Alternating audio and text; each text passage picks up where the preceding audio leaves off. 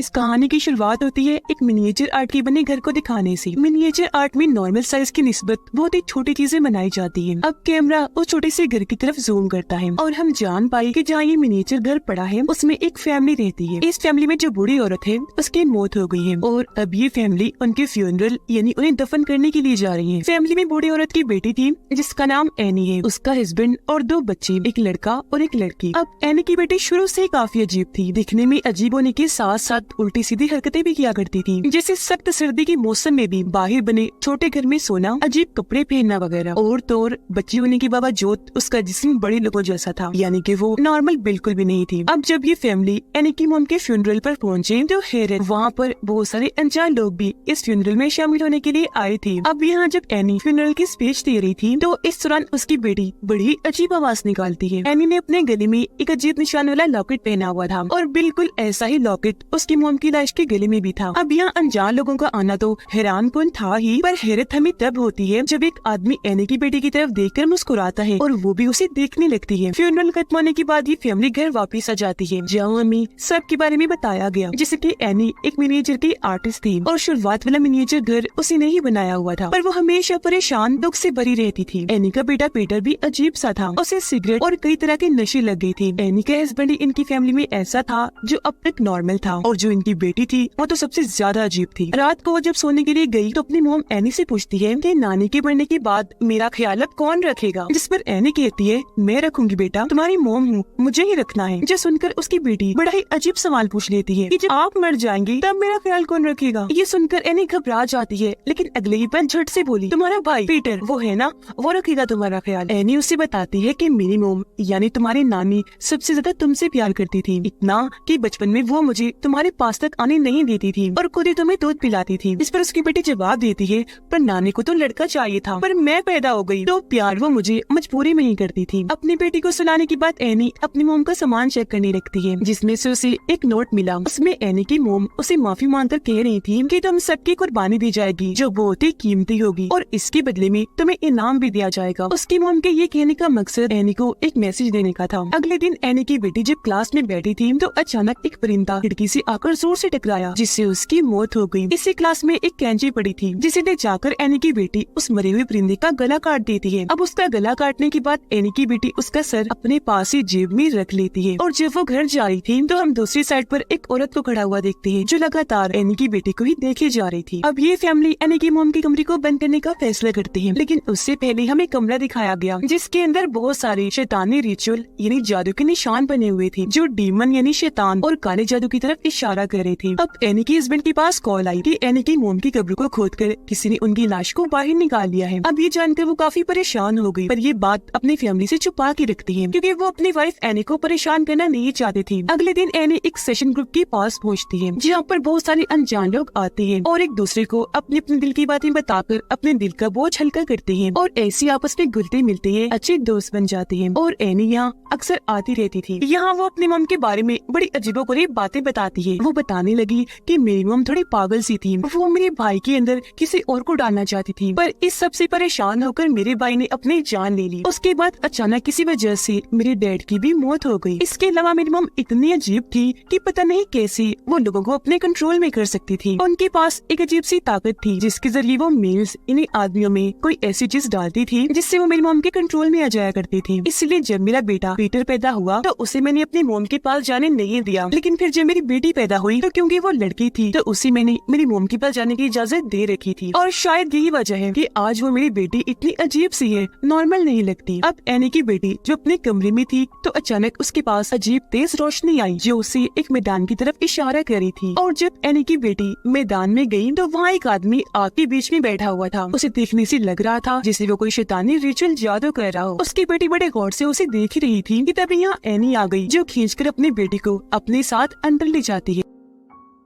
अब पीटर को उसकी दोस्त पार्टी में बुलाते हैं। पीटर जाने के लिए तैयार हुआ तो एनी अपनी बेटी को भी उसके साथ पार्टी में भेज देती है ताकि वो शराब वगैरह ना पिए। पार्टी में पहुंचकर पीटर अपने दोस्तों के साथ मिलकर एंजॉय करने लगा और वहाँ वो सिगरेट भी पीने लगता है। उसकी बहन बोर हो रही थी, इसलिए घूमते हुए जब वो एक जगह पर आई तो केक खा लेती है जिसमें ड्राई फ्रूट था, और क्योंकि उसे इस ड्राई फ्रूट से एलर्जी थी तो उसकी तबीयत खराब होने लगती है। उसका सांस बंद होने लगा, दम घुटना शुरू हो जाता है। उसकी ऐसी हालत देखकर पीटर काफी घबरा गया, फौरन उसे गाड़ी में बिठाकर हॉस्पिटल के लिए निकल गया। रास्ते में उसकी बहन सांस लेने के लिए अपना सर खिड़की से बाहर निकालती है, लेकिन इस दौरान गाड़ी के आगे एक जानवर आ गया। अब टक्कर से बचाने के लिए एकदम पीटर गाड़ी सीधी साइड पर कर लेता है और उस साइड पर लकड़ी का एक खंबा था जिससे उसकी बहन का सर इतनी जोर से टकराता है कि उसकी वही मौत हो जाती है। इतनी भयानक कि उसका सर ही जिस्म से अलग होकर सड़क पर गिर जाता है। उसके मुंह से पीटर बहुत ज्यादा दुखी हुआ, सदमे में चला जाता है और अपने मॉम डैड को कुछ भी बताए बगैर चुपचाप अपने कमरे में आकर लेट जाता है। अगली सुबह जब एनी और उसके हस्बैंड को अपनी बेटी की मौत का पता चला तो दोनों बहुत दुखी हुए। एनी तो फूट फूट कर रो रही थी। उसके फ्यूनरल तक मुसलसल हम उसे रोता हुआ ही देखते हैं क्योंकि इस सदमे से वो बाहर नहीं आ पा रही थी। इस हादसे के बाद ही फैमिली का बर्ताव एक दूसरे के साथ काफी अजीब हो गया। कोई भी एक दूसरे को बुला नहीं रहा था, बस चुपचाप ही रहते हैं। इस गम से उभरने के लिए एनी दोबारा से उस सेशन ग्रुप में जाने का फैसला करती है, लेकिन क्योंकि उसकी हालत ठीक नहीं थी तो वो इसके लिए हिम्मत नहीं कर पा रही थी, पर फिर भी जाने का ठान लेती है। गाड़ी में बैठकर वो निकलने ही वाली थी कि तभी अचानक वहाँ एक औरत आ गई जो एनी को कहती है कि मैं आपकी पड़ोसन हूँ, आपके घर से कुछ ही दूरी पर रहती हूँ। मुझे आपकी बेटी की मौत का पता चला कि छोटी ही उम्र में वो अचानक ही गुजर गई। बहुत अफसोस हुआ सुनकर, लेकिन मैं आपको एक बात बताऊँ, हाल ही में मेरे बेटे और पोते की पानी में डूबने की वजह से मौत हो गई है। मैं समझ सकती हूँ तुम्हारा दुख, क्योंकि मैं भी इस सदमे से गुजरी हूँ, लेकिन इस गम से तुम्हें बाहर निकालने में मैं तुम्हारी मदद कर सकती हूँ। ये बोलकर वो एनी को अपने घर का एड्रेस देती है और वहाँ से चली जाती है। अब अगले दिन एनी उससे मिलने उसके घर पहुँच जाती है। वो दरवाजे पर एक कारपेट को देखती है जो उसे अजीब तो लगा, लेकिन जाना पहचाना भी, जैसे अब से पहले उसने ये या इस जैसा कारपेट पहले देखा हो। पर इससे पहले उस ज्यादा कुछ सोच पाती वो औरत दरवाजा खोलकर एनी को अंदर बुला लेती है और ये दोनों बातें करने लगती है और इस तरह इनकी दोस्ती हो जाती है। बातों ही बातों में एनी बताती है कि काफी साल पहले से मुझे स्लीप वॉक है, यानी नींद में चलने की बीमारी। ऐसे एक दिन जब मैं स्लीप वॉक यानी नींद में चल रही थी तो मैं अपने बच्चों पर पेट्रोल डालकर उन्हें आग लगाने वाली थी, पर एन वक्त पर मुझे होश आई तो मैंने खुद को रोक लिया। उस दिन से ही मेरे और मेरे बेटे पीटर की ताल्लुक अच्छे नहीं है, क्योंकि उसे लगता है कि मैं उनकी दुश्मन हूँ और मैंने अपने ही बच्चों की जान लेने की कोशिश की। घर आकर एनी अपनी बेटी की मौत का भी मिनिएचर आर्ट बना रही होती है, यानी कि उसकी लाश साइड पर पड़ी थी और उसका सर जिस्म से अलग होकर गिरा हुआ था। ये देखकर उसके हस्बैंड काफी परेशान हो जाता है। इसी रात जब ये फैमिली टेबल पर बैठी खाना खा रही थी तो पीटर की अपनी मोम एनी से बहस हो जाती है। वो कहता है, मामा सारा कसूर आपका है, आपने उसे मेरे साथ भेजने की जिद की थी, लेकिन जब हम वापस आ रहे थे तो पता नहीं कैसे उसकी मौत हो गई। ये सुनकर एनी को भी बहुत गुस्सा आने लगा और वो चिल्लाकर कहने लगी, ये सब तुम्हारी वजह से हुआ, क्योंकि गई तो वो तुम्हारे साथ ही थी, तो तुमने ही उसे मार दिया होगा। ये देखकर एनी के हस्बैंड काफी परेशान हो गया, दोनों को शांत करता है, जो देखने से साफ लग रहा था कि अब इस फैमिली की दूरियां बढ़ती जा रही हैं और ये लोग आपस में टूट रहे हैं। अब अगले दिन जब एनी एक स्टोर में शॉपिंग कर रही थी तो वहाँ उसे वो औरत यानी पड़ोसन दोबारा मिलती है और एनी को बताती है कि हाल ही में मैंने एक रिचुअल यानी जादू का प्रोसेस करके अपने मरे हुए पोते की आत्मा से राब्ता किया, उससे बात करना चाहिए। ये बताकर वो एनी को काफी मिन्नतें करके अपने घर ले जाती है और वो प्रोसेस करके सच में अपने पोते की आत्मा से बात करके दिखाती है। अब ये प्रोसेस एनी को जरा पसंद नहीं आया क्योंकि इससे वो डिस्टर्ब हो रही थी, पर वो औरत बहुत चालाक थी। एनी को सलाह देती है कि ऐसा करो, तुम भी अपनी बेटी की आत्मा से बात करने की कोशिश करो, उसे बुलाओ यहाँ, तुम्हें ज्यादा कुछ नहीं करना पड़ेगा, बस उसकी एक चीज लो, कुछ मंत्र पढ़ो और बस तुम्हारा आत्मा से राब्ता बन जाएगा। इसी रात एनी स्लीप वॉक करते हुए पीटर के कमरे में जा पहुँची, जहाँ उसे पीटर के चेहरे पर बहुत सारी बारीक चींटियां दिखती है जो उसकी आंखों, मुँह और नाक में घुस रही थी। यह पता चला कि एनी सच में स्लीप वॉक नहीं कर रही, बल्कि ये सब वो सपना देख रही थी और सपने में ही वो स्लीप वॉक करके यहाँ आई थी। अब इस सपने में पीटर अपनी मोम से पूछता है कि आपको मुझसे क्या मसला है, क्यों हर वक्त आप मेरे पीछे पड़ी रहती हैं? जिस पर एनी जवाब देती है कि तुम मुझे कभी चाहिए ही नहीं थी, मैं तुम्हें पैदा ही करना नहीं चाह रही थी, वो तो मेरी मोम ने मिन्नतें करके तुम्हें पैदा करवाया क्योंकि उन्हें एक लड़का चाहिए था। यहाँ तक कि मैंने तुम्हें खत्म भी करना चाहा, पर पता नहीं कैसे तुम बच गई। ये जानकर पीटर बहुत टूट गया, लेकिन अगले ही पल एनी भी अपनी नींद से जाग जाती है और उसे भी पता चल गया कि ये बस एक सपना है। वो फौरन अपने हस्बैंड और बेटे के पास जाकर उन्हें इस रिचुअल प्रोसेस के बारे में बताकर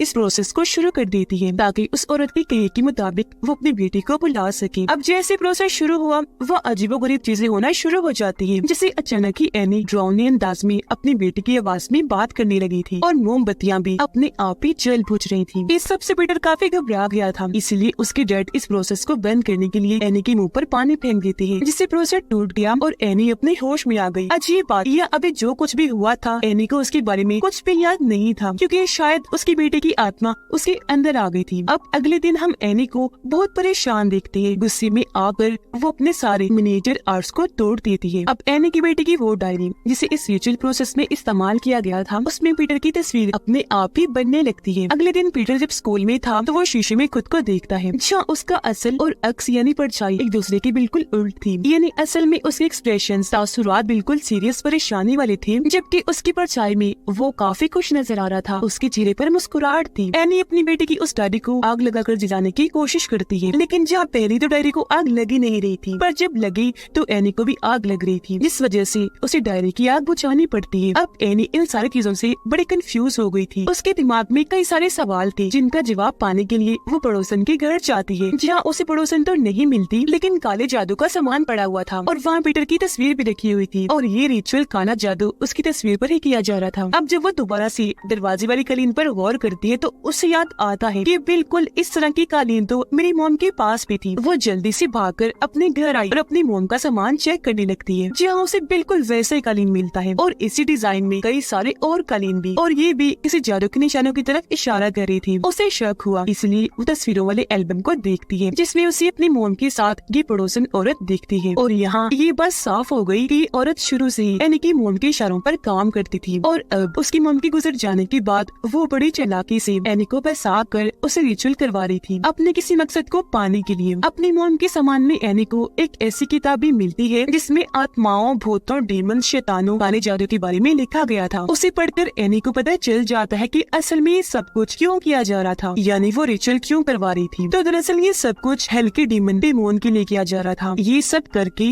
वो बेमोन को इंसानी जिस्म दिलवाना चाह रहे थे, जो किसी भी आदमी का हो सकता है। अब एनी की मॉम ऐसा इसलिए कर रही थी क्योंकि वो एक शैतानी ग्रुप का हिस्सा थी, जो सब डीमन बेमोन की पूजा करती थी। उसे ये अपना गॉड समझती थी, क्योंकि डीमन बेमोन बहुत ही ताकतवर है। वो हेल यानी जहन्नुम का एक किंग है, जो वहाँ के 8 राजाओं में से एक है। इसे इस तरह का गॉड भी कहा जाता है जो लोगों को परेशान करता है, उनके साथ शरारतें करता है और वो उसे जिसमें जाना पसंद करता है जो सबसे ज्यादा कमजोर हो, उसे किसी इंसान के अंदर भेजने और फिर बाहर निकालने के लिए कुछ रिचुअल वगैरह करने होते हैं। जब भी वो लोग इतने अरसे से ये काम करते आ रहे थे, एनी की मॉम ने डीमन बेमोन को सबसे पहले अपने बेटे एनी की बाई में डालने की कोशिश की थी। इस सब के दौरान उसे बहुत तकलीफ दी गई, उस पर जुल्म किए गए। वो जानता था कि मेरे साथ क्या होने वाला है, तो तंग आकर उसने अपनी जान ले ली और वो तो मर गया था। इसलिए एनी की मॉम कोई और जिस्म ढूंढने लगी जिसके अंदर डीमन बेमोन को डाला जा सके, लेकिन क्योंकि उनकी हरकतों से एनी को उन पर शक हो गया था, इसलिए वो अपने बेटे पीटर को उनके पास जाने नहीं देती थी। इसलिए पीटर में वो डाल नहीं पा रही थी। अब हालांकि बेमोन एक मेल डीमन है और जिस्म भी उसे मेल का ही चाहिए था, पर कोई ना होने पर एनी की मॉम ने उसे एनी की बेटी के अंदर ही डाल दिया। यही वजह है कि वो इतनी अजीब थी और अपनी मॉम को कह रही थी कि नानी को लड़का चाहिए था, क्योंकि उसके जिस्म में ही डाला जाना था। तब उन्होंने असल टारगेट बनाया एनी की बेटे पीटर को। इसलिए मरने से पहले ही उन्होंने एक जबरदस्त प्लान बनाया, जिसमें आज तक उनकी दोस्त यानी वो पड़ोसन औरत उनका साथ दे रही थी। वो पड़ोसन औरत जानबूझकर एनी से दोस्ती करना चाह रही थी, क्योंकि उनकी कल्ट का जो प्लान था उसे कैसे भी करके इन्हें पूरा करना था, यानी बेमोन की आत्मा को पीटर के अंदर डालकर। ये सारी बातें जानने के बाद एनी अपने घर की एटिक यानी ऊपर बना छोटा कमरा चेक करती है, जहाँ उसे अपनी मॉम की लाश दिखती है जो गल सड़ रही थी और तो उसका सर भी नहीं था। अब जैसा कि हमें पता चला था कि एनी की मॉम की लाश को उनकी कब्र से चोरी कर लिया गया था, तो यहाँ इस बात का खुलासा हुआ कि लाश को असल में उनकी कल्ट के लोगों ने ही निकाला था। फिर बाद में उनका सर काटने की बात यहाँ एटिक में रख दिया, क्योंकि सर काटना भी उनकी रिचुअल का हिस्सा है। अब तभी अचानक छत पर खून से डीमन बेमोन का निशान बन जाता है। इसी के साथ हम इस घर में बाकी जगहों पर भी डीमन के निशान को देखते हैं, जैसे कि लॉकेट पर, बेड पर और उस कारपेट पर। अगले दिन पीटर जब क्लास में बैठा था तो उसे भी अजीब तरह की आवाज सुनाई दी गई, जिसके साथ ही उसका जिस्म अकड़ गया। उसे पता नहीं क्या हुआ और वो अपना सर जोर से टेबल पर देकर मारता है, जिससे उसकी नाक जख्मी हो गई, उसका खून निकलने लगा। फिर वो ये सब करने के बाद अजीब तरह से बौखला गया, इतना डर गया कि नीचे गिर जाता है। बेहद घबराया हुआ था। उसकी ऐसी हालत देखकर क्लास के बाकी बच्चे भी बहुत डर जाते हैं। फिर उसके डैड स्कूल आकर पीटर को वापस घर ले आते हैं। उसकी माँ को जख्मी देखकर एनी को भी बहुत बुरा लगता है। एनी अपने हस्बैंड को अपनी मोम, कल्ट और डीमन पेमोन से जुड़ी सारी बातें बता देती है, पर उसे इन बातों पर यकीन नहीं आता। वो सोचता है कि जरूर इसका ज़हनी तवाज़ुन खराब हो गया है, ये पागल हो रही है जब ये ऐसी बातें कर रही है। अब एनी अपने हस्बैंड को बार बार मनाने की कोशिश करती है कि प्लीज हमारी बेटी की डायरी जला देती है, क्योंकि उस डीमन से जुड़े होने का वही एक जरिया है, तो उसके जलते ही सब ठीक हो जाएगा। पर उसका हस्बैंड इसके लिए मना कर देता है, क्योंकि जाहिर है ऐसा करने से एनी में जल जाती। पर उसकी बात सुने बगैर एनी खुद ही डायरी को आग में फेंक देती है, जिससे अब की बार एनी को आग लगने की बजाय उसके हस्बैंड को लग जाती है, जो काफी बुझाने के बाद भी नहीं बुझ रही थी और बढ़ती ही जा रही थी, और इस तरह जलकर उनकी मौत हो जाती है। पीटर को भी होश आ गई थी, और जब वो देखता है कि मेरे डैड की जलने से मौत हो गई, तो वो बहुत दुखी हो जाता है। अब तभी अचानक एनी को कुछ होता है और वो पीटर को मारने के लिए पागलों की तरह उसके पीछे पड़ जाती है। दरअसल अब डीमन पेमोन ने एनी को पोजेस्ड कर लिया था और अब उसके जिस्म में आकर उसे कंट्रोल कर रहा था। ये देखकर पीटर काफी डर जाता है और अपनी जान बचाने के लिए वहाँ से भागा और एटिक में आकर छुप जाता है। बाहर एनी पागलों की तरह अपने कंट्रोल से बाहर होकर जोर जोर से अपना सर दरवाजे पर पटकने लगती है, जबकि एटिक में पीटर को भी अपनी नानी की लाश गली सड़ी हालत में मिलती है, जिसके बाद वो अपनी मॉम को ऊपर देखता है जो अपना गला काटने वाली थी। यहाँ पर बहुत सारे लोग भी खड़े हुए थे जिन्होंने कपड़े नहीं पहने हुए थे और वो पीटर को बड़े गौर से देख रहे होते हैं। पीटर घबरा गया, वो कांच तोड़कर जल्दी से बाहर कूद जाता है, जहाँ तभी एक तेज रोशनी आकर उसके जिस्म में घुस जाती है। ये रोशनी बिल्कुल वैसी ही थी जैसी उसकी बहन के आसपास भी रहती थी, जिससे हम समझ पाए कि आखिरकार डीमन पेमोन ने पीटर के जिस्म पर अपना कब्जा कर ही लिया और वो इसके अंदर घुस ही आया है। इसके बाद पीटर उठा और अपनी मोम को बड़ी अजीब हालत में देखता है, यानी एनी हवा में उड़कर बाहर बने छोटे घर की तरफ जा रही थी। वो भी उस घर में आ जाता है जहाँ पर बहुत सारे लोग थे जो डीमन पेमोन की पूजा करती थी। वो सब पीटर के सामने झुक जाते हैं, क्योंकि अब उसके अंदर शैतान पेमोन जो आ गया था और वो अब उसे ही अपना गॉड समझ रही थी। तभी यहाँ वो पड़ोसन औरत आई जो बहुत खुश थी, क्योंकि सालों से वो जो प्लान करके बैठे थे आज वो पूरा हो गया था। इन्हें डीमन पेमोन को जिस मिल चुका था वो भी पीटर का, जिसका वो चाहती थी। वो पीटर को एक ताज पहनाती है और उसे डीमन पेमोन कहकर बुलाने लगती है। ऐसा होते ही सारे लोग भी पेमोन पेमोन के नारे लगाने लगते हैं, क्योंकि सालों से वो जिनकी पूजा कर रहे थे आज वो उनके सामने था। पीटर के अंदर सारा ही कल्ट अपनी इस कामयाबी पर खुशी से झूम उठता है और इसी के साथ ये फिल्म इधर ही खत्म हो जाती है।